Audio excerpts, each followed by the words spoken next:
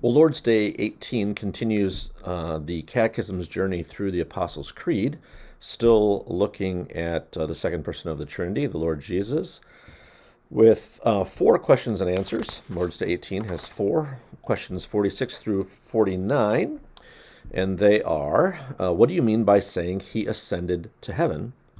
And the answer is that Christ, while his disciples watched, was lifted up from the earth to heaven and will be there for our good until he comes again to judge the living and the dead. But isn't Christ with us until the end of the world as he promised us? The answer is Christ is truly human and truly God. In his human nature, Christ is not now on earth, but in his divinity, majesty, grace, and spirit, he is not absent from us for a moment. Then it asks in question 48, if his humanity is not present wherever his divinity is, then aren't the two natures of Christ separated from each other? And the answer is certainly not. Since divinity is not limited and is present everywhere, it is evident that Christ's divinity is surely beyond the bounds of the humanity he has taken on. But at the same time, his divinity is in and remains personally united to his humanity. And then finally, question 49, how does Christ's ascension to heaven benefit us? First, he pleads our cause in heaven in the presence of his Father. Second, we have our own flesh in heaven, a guarantee that Christ our head will take us, his members, to himself in heaven.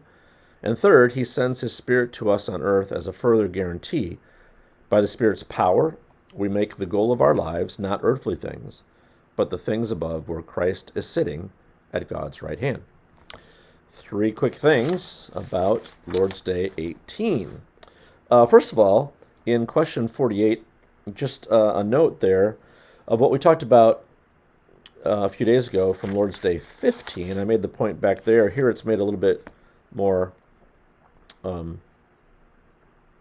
intentionally that in the incarnation, it was not the totality of Christ's divine nature that united itself with his humanity. So he wasn't confined to the humanity, or so his divinity wasn't confined to the geographical location of Jesus' body and the human nature.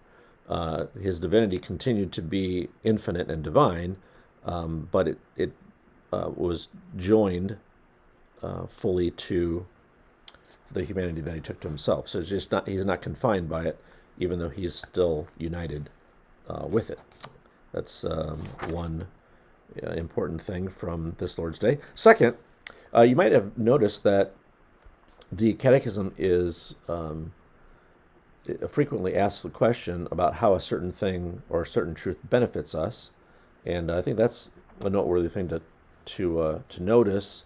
That's one of the Catechism's primary concerns, not just to teach us the faith, but to help us understand how these things bless us or are beneficial to us. And then the third thing is part of question 49, talking about how his ascension benefits us. The part about his flesh being in heaven currently, I think that's a very encouraging thing.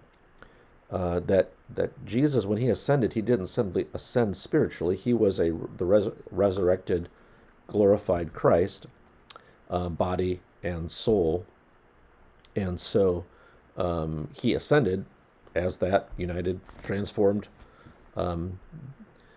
human being, albeit a divine human being, to heaven to be with the Father. So just knowing that he is physically there now assures us that one day that will be true of us, that you don't have to only be a spirit to be in God's presence, but we will be as resurrected saints in the presence of God, that our flesh will be, in that sense, in heaven or in the presence of God.